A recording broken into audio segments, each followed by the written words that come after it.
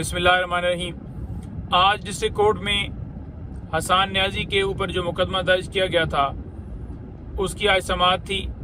ये 2023 में FIR दर्ज की गई थी और हसान न्याजी को आज तक किसी अदालत में पेश नहीं किया गया। अदालत में मैंने प्रोडक्शन ऑर्डर की दरख्वास्त दी जिसमें मैंने यही इस्तदा की कि हसान न्याजी को प्रोड्यूस किया जाए। उनके साथ मिलिट्री कस्टडी के अंदर तशद्दुद किया जा रहा है, नाखून उतारे जा रहे हैं। उनका ट्रायल जो है जिस तरह से चलाया गया, जिस तरह से उनके साथ बर्ताव किया गया, सुप्रीम कोर्ट में मामला ये ज़ेर इल्तवा है, लेकिन मुख्तलिफ कोर्ट्स के अंदर उनके मुकदमात हैं तो उनकी पेशी जो है ज़रूरी है। और अदालत का काम है फंडामेंटल राइट्स की प्रोटेक्शन करना, लोगों के हकूक़ की हिफाजत करना। तो अदालत उनको बुलाए, देखे वो किस हालत में है, उनसे पूछे, उनकी हालत चेक करे। तो जनाब जो वहाँ पर पेश हुए प्रोसिक्यूटर, उन्होंने कहा कि जनाब उनकी सेहत बिल्कुल जो है उस हवाले से एक रिपोर्ट जो है वो हमने लगाई हुई है। तो रिपोर्ट जब देखी तो अब की तो नहीं थी, वो पता नहीं कब की बनाई हुई है।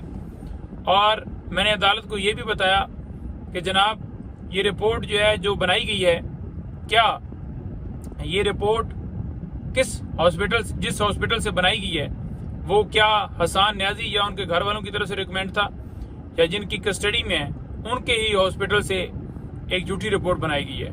तो कोई जवाब नहीं था। और मैंने कहा जी कि उन्हें अदालत में आपके हुक्म के बावजूद भी पेश नहीं किया जाएगा क्योंकि जंगल का कानून है। और अदालत ने जब पूछा कि ये बताइए कि हसान न्याजी को कब जो है वो गिरफ्तार किया गया था, तो मैंने बताया कि एबटाबाद से किया गया और उससे पहले उन्होंने कहा कि ये FIR तो उससे पहले किया। मैंने कहा जी बिल्कुल। और हसान न्याजी ये नहीं था कि इस केस के अंदर जानबूझकर पेश नहीं हुआ या इस केस के अंदर किसी जगह पे हाजिर नहीं हुआ, बल्कि हुआ ये था कि इसमें बेल हुई और बेल में क्योंकि अभी चालान जमा नहीं हुआ था, तो चालान जब जमा हुआ है तो हम फौरन आकर पेश हुए हैं। और जो रूपोशी का मामला था, मैंने कहा जी कि पाकिस्तान तहरीक इंसाफ के जितने रहनुमा, जितने सपोर्टर्स, जो भी जिसको भी उठाया जाता है उसको उठा के बयान दिलवाया जाता है कि आप बयान दें। और यही वजह है कि जब वो बयान देता है तो फिर उसे रिलीज कर दिया जाता है। ये क्योंकि खान साहब के भांजे हैं तो उन्होंने खान साहब के खिलाफ स्टेटमेंट नहीं दी, तो इसलिए उन्हें जो है वो जेर हिरासत रखा है और कोई उनकी इन्फॉर्मेशन नहीं। पहले तो वकला से उनकी फैमिली से मुलाकात करने की इजाज़त नहीं होती थी, फिर बाद में कोर्ट ऑर्डर से उनको इजाज़त मिली, लेकिन उसके बावजूद उनके साथ बुरा सलूक किया जा रहा है। उन्हें कोर्ट में यहाँ पर पेश किया जाए,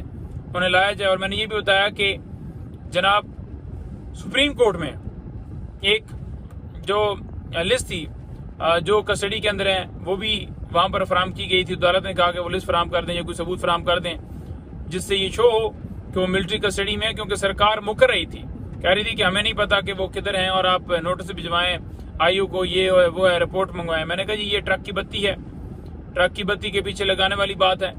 और आप उनको फिलफौर इस अदालत के अंदर पेश करने का हुक्म जारी करें और अगर आपका हुक्म नहीं माना जाता तो फिर उसके ऊपर एक्शन लें। ये आपका जो है हक है, आपका फ़र्ज़ है कि अपने हुक्म की तकमील करवाना, और जो आपका हुक्म की पामाली करे फिर उसके खिलाफ भी एक्शन लिया जाए। अच्छा, इसके साथ साथ आज वो तो चले डेट जो है उसमें 8 तारीख के लिए डाल दी गई है और 8 तारीख को जो है इसके अंदर उन्होंने कहा है कि हम ऑर्डर पास करेंगे और हम उनको जो रेलेवेंट जो कस्टडी जो है वो दी गई थी मिलिट्री कस्टडी में, वो तमाम जो भी उसके रेलेवेंट डॉक्यूमेंट्स हैं वो हमने अदालत में फराहम कर दिए हैं। अब देखें, आज इस्लामाबाद हाई कोर्ट में एक पटिशन के ऊपर समाअत थी जिसमें बैरिस्टर गौर साहब और रऊफ हसन साहब ने FIA के नोटिस को चैलेंज किया था। ये कौन से नोटिस थे? FIA ने नोटिस भिजवाए हैं कि ऑफिशियल ट्विटर अकाउंट से जनाब वो जो वीडियो शेख मुजीबुर रहमान के हवाले से कि गद्दार कौन था वो जो अपलोड हुई है वो बताएं, उसके ऊपर अपना मौक़िफ़ दें। आपने यानी कि आपने देखा ना कि एक मुकम्मल कैंपेन चलाई गई है कि ये गद्दार हैं, दारों के खिलाफ उकसा रहे हैं, ये कर रहे हैं, वो कर रहे हैं। और हमूद रहमान कमीशन जो रिपोर्ट है میرا سب سے سوال ہے کیا وہ پاکستان تحریک انصاف نے بنائی تھی یا اس کا جو ایک عبوری پارٹ ہے وہ 72 میں پیش کیا گیا اور مکمل جو رپورٹ ہے فائنل رپورٹ ہے وہ 74 کے اندر سبمٹ کی گئی تھی، حکومت کو دی گئی تھی، ریاست کو دی گئی تھی، لیکن اس کو آج تک پبلک نہیں کیا گیا، شائع نہیں کیا گیا۔ تو حمود الرحمان کمیشن جو رپورٹ ہے وہ ہم نے جو ہماری سیکرٹری جنرل ہے عمر ایوب صاحب، انہوں نے FIA سے مانگی ہے کہ وہ رپورٹ جو ہے دی جائے اور وہ فلور آف دا ہاؤس جا کر وہاں پر بھی بات کریں گے، عدالت میں بھی ہم معاملہ اٹھائیں گے، اور اس جو پٹیشن تھی اس پٹیشن کے اندر جو عدالت نے حکم دیا ہے وہ یہ ہے کہ ان کے خلاف کوئی ایڈورس ایکشن نہ لیا جائے، اور وہ دونوں جو ہیں وہ دونوں پیش ہوئے ہیں FIA میں، اور جو سوالات جو ہیں بیرسٹر غور صاحب سے اور رؤفت صاحب سے انہوں نے پوچھنے تھے وہ پوچھے ہیں، اور یہ اسلام آباد ہائی کورٹ کے اندر کیس تھا۔